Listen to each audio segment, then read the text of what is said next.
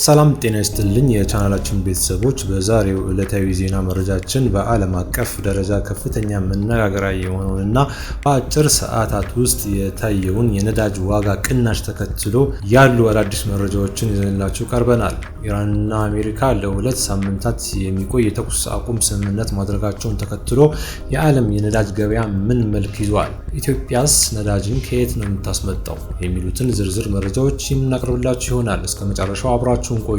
ባለፉት ጥቂት ሰዓታት ውስጥ በዓለም አቀፍ ገበያ ድፍድፍ ነዳጅ ዋጋ ከፍተኛ የተባለ ቅናሽ አሳይተዋል። ዋነኛው የዋጋ ቅናሽ የታየው በሁለቱ ሀያላን ሀገራት ማለትም በኢራንና በአሜሪካ መካከል የተደረገውን ስምምነት ተከትሎ ነው። የአንድ በርሜል ድፍድፍ ነዳጅ ዋጋ ከ13% እስከ 16% ቅናሽ አሳይተዋል። በዚህም የአንድ በርሜል ዋጋ ከ$95 በታች ዝቅ ብሎ እየተሸጠ ይገኛል። ለምሳሌ የአሜሪካው የዌስት ቴክሳስ ቀደም ሲል እስከ $115 ይሸጥ የነበረ ቢሆንም አሁን ላይ ግን በ15 በመቶ ቅናሽ በ$94 የተሸጠ መሆኑን ተረጋግጧል። ይህ የዋጋ ቅናሽ ሊመጣ የቻለው ሁለቱ ሀገራት ለሁለት ሳምንታት የሚቆይ የሰላም ስምምነት ላይ መድረሳቸው ነው። ስምምነቱ ትኩረት ያደረገባቸው ነጥቦች የሚከተሉት ናቸው። አንደኛ፣ የሆርሙዝ ሰርጥ መከፈት። ለዓለም ነዳጅ ዝውውር እጅግ ወሳኝ የሆነው የሆርሙዝ ሰርጥ በሰላም እንዲንቀሳቀስና ለንግድ መርከቦች ክፍት እንዲሆን ተስማምተዋል። ሁለተኛ፣ 2 ሳምንት የሙከራ ጊዜ። ሁለቱም ወገኖች ለቀጣይ 14 ቀናት 2 ሳምንታት ምንም አይነት ወታደራዊ ትንኮሳ ላለማድረግና በዲፕሎማሲያዊ መንገድ ንግግሮችን ለመቀጠል ወስነዋል። ሶስተኛ፣ ዓላማው ይህ ስምምነት የተደረገው በዓለም ኢኮኖሚ ላይ ያደረሰ ያለውን የዋጋ ግሽበት ለማረጋጋትና የነዳጅ አቅርቦት እንዳይስተዋጎል ለማድረግ ታስቦ ነው። ኢትዮጵያ ነዳጅ አቅርቦት ምን ይመስላል?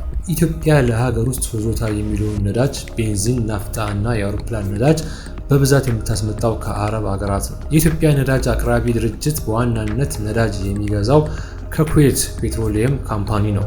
የነዳጁ በታንከር ተጭኖ የሚመጣው በጅቡቲ ወደብ በኩል ሲሆን ከዚያም በቦቴዎችና በባቡር ወደ ሀገር ውስጥ ይገባሉ። በቅርብ ጊዜያት ኢትዮጵያ ከአረብ ኤሚሬት እና ከሌሎች የባህረ ሰላጤው ሀገራት ጋር የነዳጅ አቅርቦት ለማረጋጋት የተለያዩ የንግድ ስምምነቶችን እያደረገች ትገኛለች። በሀገሪቱ በብዛት የምታስመጣው ናፍጣ ሲሆን ይህ ነዳጅ ለትራንስፖርትና ለኢንዱስትሪዎች ከፍተኛውን ድርሻ ይይዛል። ቤንዚን ደግሞ ለቀላል ተሽከርካሪዎች በስፋት ጥቅም ላይ ይውላሉ። የዛሬው መረጃችን ይህን ይመስል ነበር። ለዓለም ነዳጅ ዋጋ መቀነስ በኢትዮጵያ ገበያ ላይ ምን አይነት ተጽዕኖ ሊኖረው ይችላል ብላችሁ ታስባላችሁ? ሀሳባችሁን በኮሜንት መስጫው ላይ አስፍሩልን። ቪዲዮን ከወዳችሁት ላይክ በማድረግ ሌሎች እንዲደርስ አድርጉ።